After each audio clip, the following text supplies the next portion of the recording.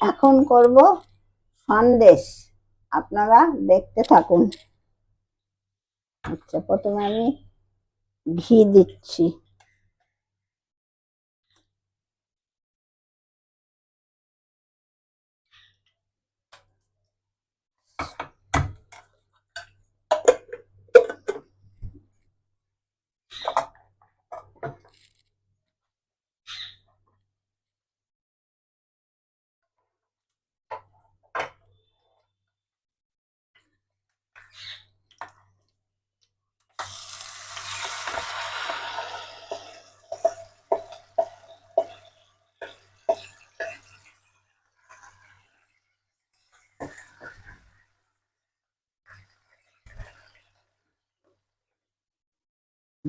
এই যে ঘিয়ের মধ্যে দিলাম।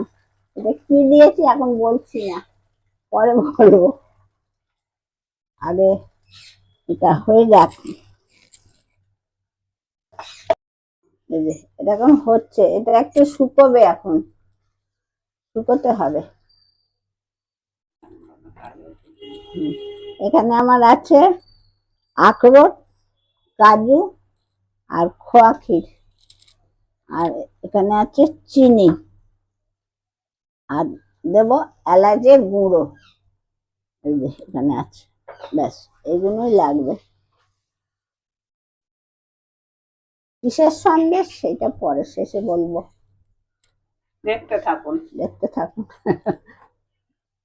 দেখতে থাকুন, জানতে পারবেন আস্তে আস্তে। এটা দিচ্ছি চিনি, যতটা লাগবে দেবো, বুঝে দিতে হবে চিনি। ব্যাস, চিনিটা দিয়ে আবার একটু জল হবে, আবার সেটাকে শুকাতে হবে। তারপরে খোয়া ক্ষীর দেবো, খোয়া ক্ষীর একটু টানবে।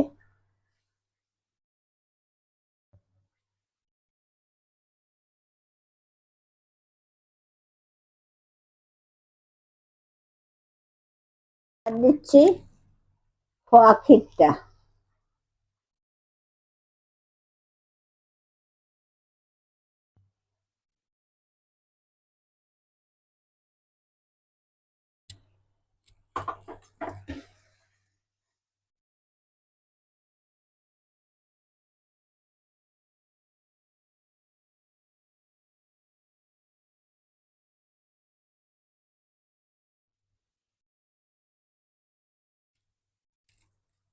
এবার দিচ্ছি এই কেশরকে ভিজিয়ে রেখেছিলাম, সেটা দিচ্ছি। রংটা সুন্দর হবে। পাল্টে গেল রংটা, দেখি না, সুন্দর রং এসে গেল।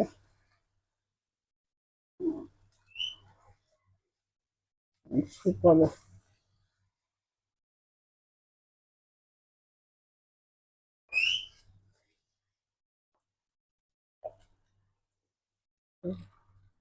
এবার এইগুলো দিচ্ছি, কাজু আর আখরোট। আপনারা লাইক, শেয়ার এবং সাবস্ক্রাইব করতে একদম ভুলবেন না। কেউ কেউ ভুলে যাচ্ছেন, আমি মনে করে দিচ্ছি, রোজ একটু করে দেবেন।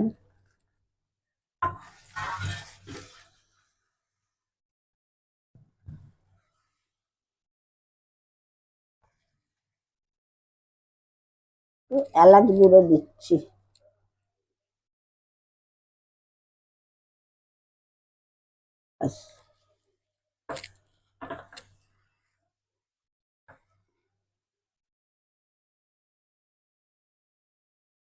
এটাকে নামিয়ে থালার মধ্যে রাখবো, রেখে ঠান্ডা হলে ফ্রিজে ঢোকাতে হবে।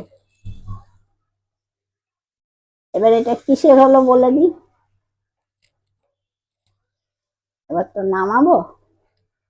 এটা আমি আলু সেদ্ধ করেছি, করে আলুকে বেট করে নিয়েছি, নিয়ে এখন করেছি কড়াই। ঘিয়েতে যেটা প্রথমে দিলাম ওটা আলু সেদ্ধ করে নিয়েছি, নিয়ে তাতে এত কিছু মেশালাম, এটা খুব ভালো হয়। এরকম করে এটা হালুয়াও করা যায়,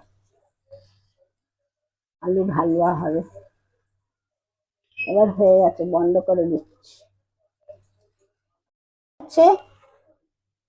সন্দেশ এখন থালায় ঘি মাখিয়ে এগুলো জমতে দিয়েছি, একটু ঠান্ডা হলে ফ্রিজের ভেতর ঢোকাবো, তারপরে বার করে কাটবো কে, তাহলেই হয়ে যাবে। এখন একটু বাকি রইলো, ঠান্ডা করে ফ্রিজে দেবো, এত গরম তো দেয়া যাবে না। এই যে হয়ে গেছে। এবার এরকম এই চৌকো চৌকো করে কাটা হয়েছে, এই যে